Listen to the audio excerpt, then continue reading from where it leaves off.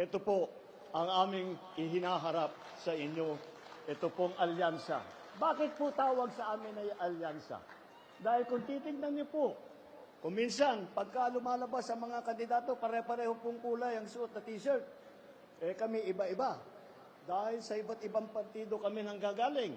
Ngunit, pumayag po silang lahat na magsama-sama dahil nakakaunawa po sila na ang tanging solusyon para sa mga problema natin ay ang magkaisa.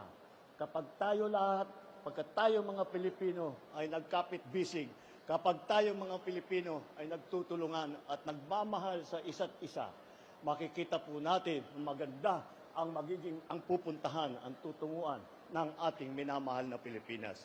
Kaya po, nandito po kami upang muli hingin ang inyong suporta para sa darating na halalan, para sa kaunlaran ng Pilipinas, para sa pagpaganda ng buhay ng bawat Pilipino, para sa pagpaganda ng Pilipinas. Ito po ang alyansa sa bagong Pilipinas.